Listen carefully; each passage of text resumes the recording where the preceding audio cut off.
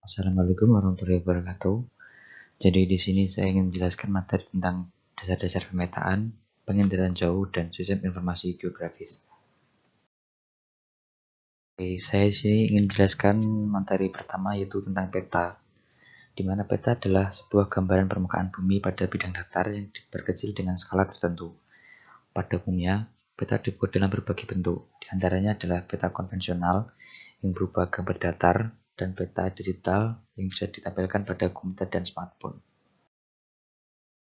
Dan selanjutnya adalah materi tentang unsur-unsur peta, di mana unsur-unsur peta dibagi menjadi judul peta, sumber data, arah mata angin, skala peta, legenda, simbol, tahun pembuatan, warna peta, garis tepi, lettering, garis bujur, dan inset.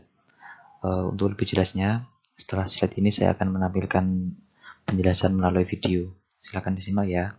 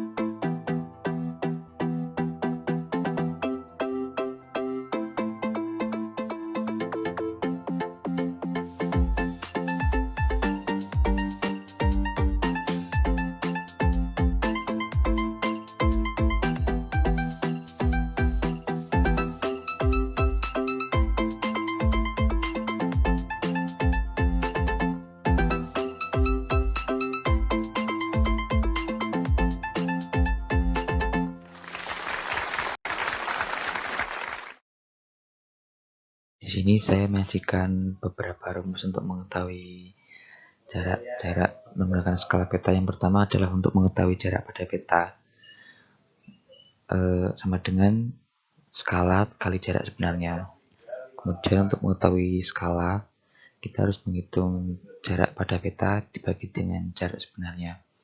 Dan yang ketiga adalah rumus untuk mengetahui jarak sebenarnya sama dengan menghitung jarak pada peta dibagi dengan skala.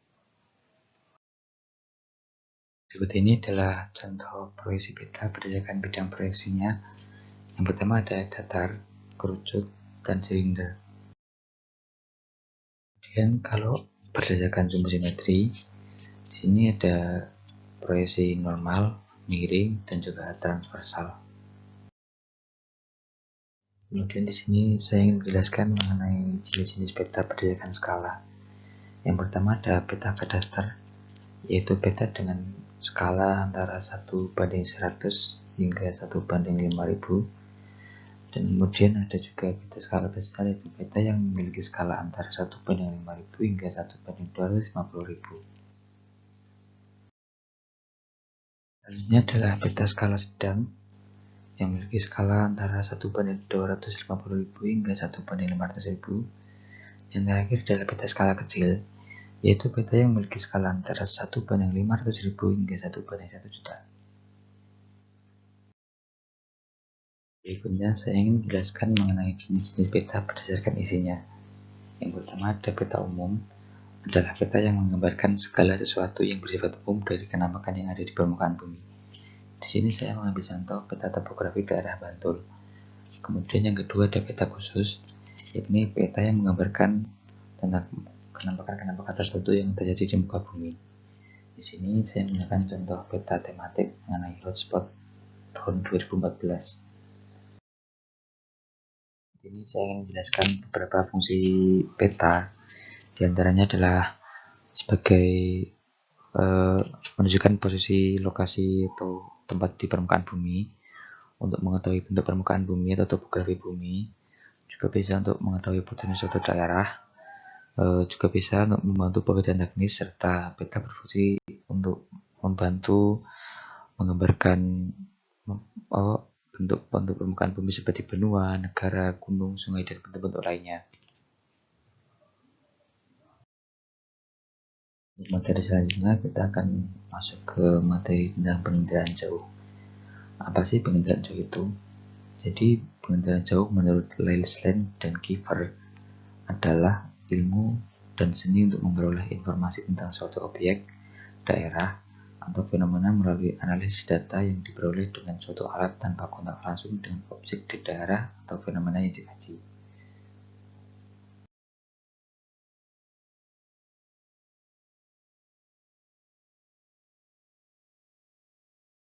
Di sini saya akan menjelaskan jenis-jenis citra penginderaan jauh. Yang pertama adalah citra foto. Citra foto adalah gambaran suatu objek yang dibuat dari pesawat udara dengan menggunakan kamera udara sebagai alat pemotret. Hasilnya dikenal dengan istilah foto udara. Citra foto dapat dibagi menjadi beberapa hal, seperti foto pankromatik, foto ortokromatik, dan foto ultraviolet. Kemudian yang kedua ada citra non-foto, adalah gambaran suatu objek yang diambil dari satelit dengan menggunakan sensor. Citra non-foto dapat dibedakan menjadi citra inframerah thermal dan citra radar. Kemudian di sini saya ingin menyajikan tabel mengenai beda citra foto dengan citra non-foto. Bisa kalian lihat sendiri, ada beberapa variabel pembeda seperti sensor, detektor, proses perekaman, mekanisme rekam, dan spektrum EM. Untuk lebih jelasnya kalian bisa baca sendiri di slide yang saya sajikan ini.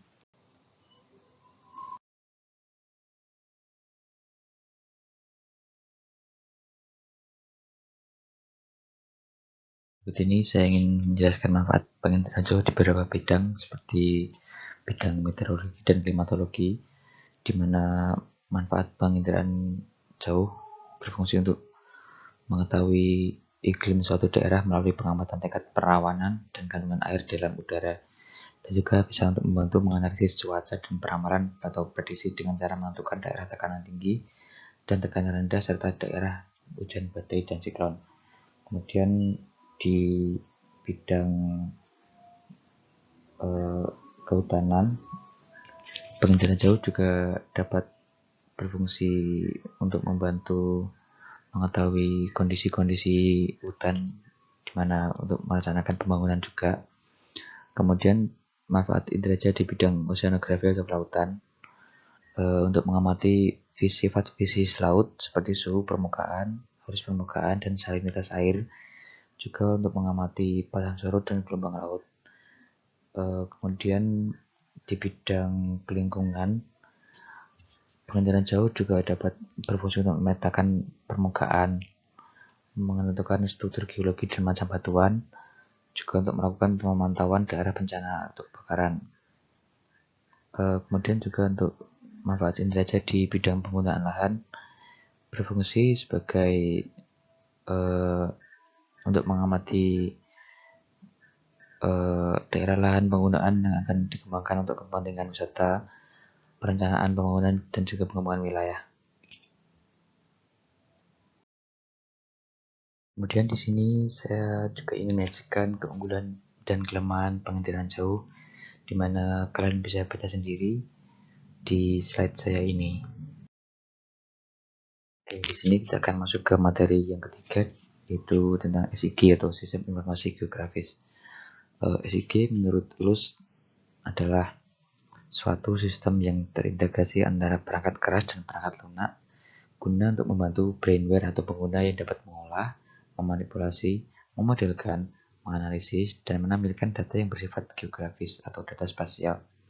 Dengan SIG, pengguna akan mendapatkan informasi mengenai pola, hubungan, ataupun situasi pada fenomena di permukaan bumi secara cepat. Kemudian di sini saya ingin menjelaskan materi tentang komponen SIG, di mana yang pertama adalah pengguna atau user, di mana seorang individu yang menggunakan SIG sesuai dengan kebutuhannya.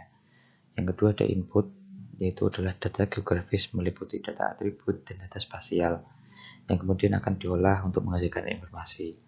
Yang berikutnya adalah perangkat keras atau hardware, adalah sistem informasi komputer yang digunakan untuk memanajemen data, seperti pemasukan data, penyimpanan data, pemroses data, dan penyajian hasil data.